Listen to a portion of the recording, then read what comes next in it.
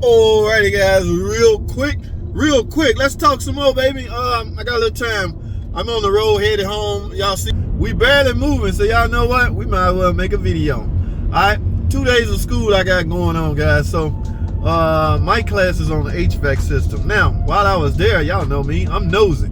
I want to walk around and see everything else was going on.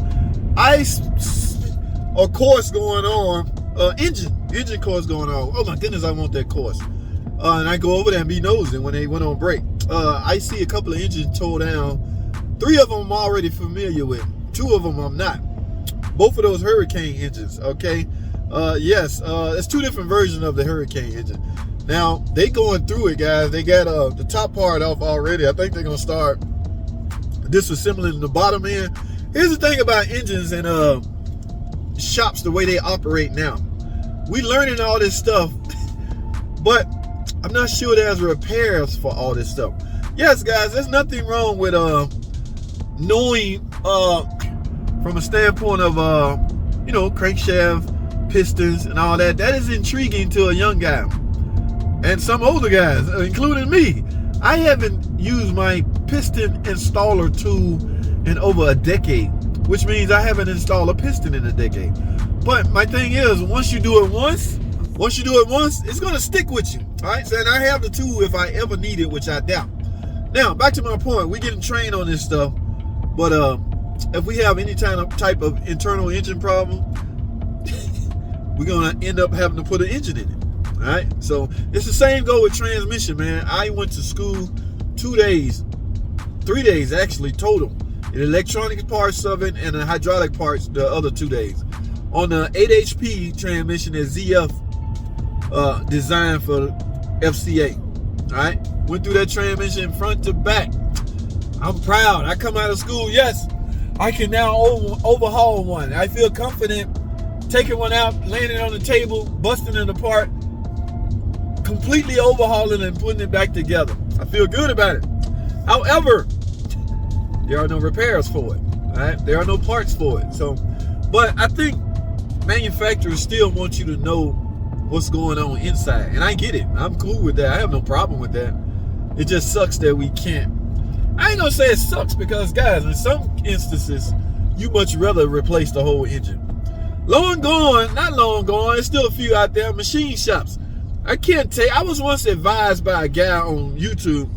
I had a cylinder misfire in cylinder 2. Found I did a compression test, pulled the head, got a burnt valve, exhaust valve on cylinder 2. This guy chewed me out about, why don't you just send the head out and save the customer money? I say, number one, the head shop I deal with is, I don't even know if he's still open. Number 2, I can't be guaranteed a turnaround time. All right? And I don't know if there's much risk involved in doing a valve job on a typical, this is aluminum head.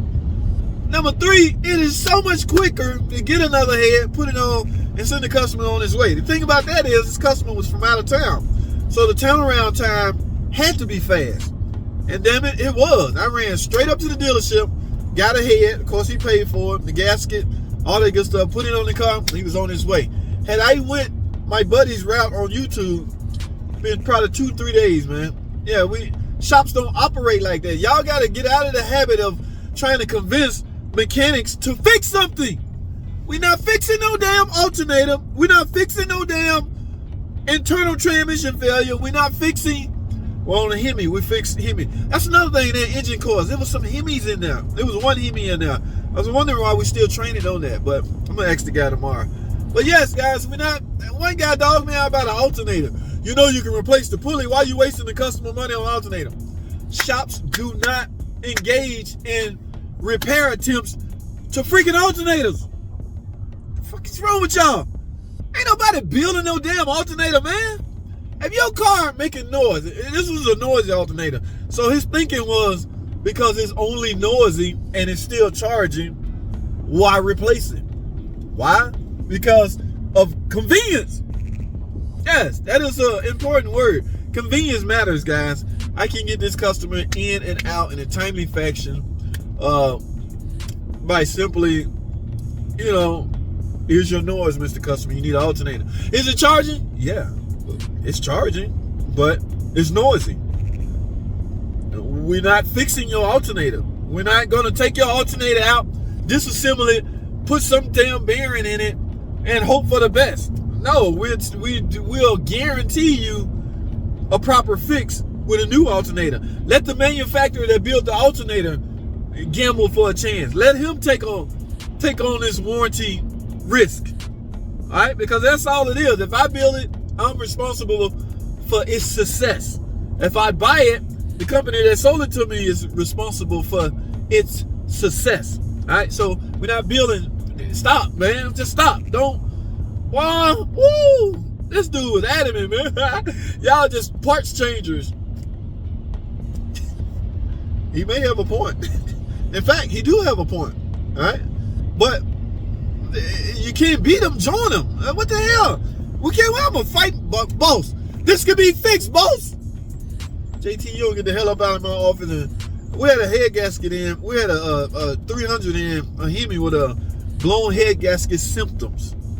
So I'm doing a video talking about it, discussing how we got to write up an engine. Oh, they drilled me in the comment. You sorry you can't take the heads off and do a gasket? Hey man, you got to deal with the hand you are dealt. All right. If the place you work for have rules in place, damn it, you got to follow. I catch a lot of flack about battery terminals. All right. If they're not replaceable, in some cases we got to replace the whole harness. Y'all don't understand. The rules are in place for a reason. I was like, no, my guys on YouTube say I should fix that, so I want to fix it. It don't work like that. But I'm gonna wrap this video up. I just felt the need to jump on and talk to you guys and explain to you that I have rules to follow on some of the repairs I make. Sure, you can question them, you can disagree with them, you can do anything, but just please do it respectfully. All right, you do not have to call me an idiot just because you don't agree with what I'm saying. You can respectfully disagree, because if you do that, if you disrespectfully disagree, I'm gonna have to cut you, and I'm gonna cut you good. Okay, I'm gonna call you a clown. I'm gonna cut you, and then don't return fire and say, "Oh, your attitude sucks." What the hell you mean my attitude sucks? You just got over here and called me an idiot because I did something you don't agree with. That don't make me an idiot. That just means we have a disagreement. Like, guys kill me and try to get mad at me because I counter. Like, you supposed to be a professional. You ain't supposed to reply like that. Man, if you don't get, boy, woo, I gotta go, man. That's all I have. I appreciate y'all watching these videos. Stay tuned for more. Thanks for watching.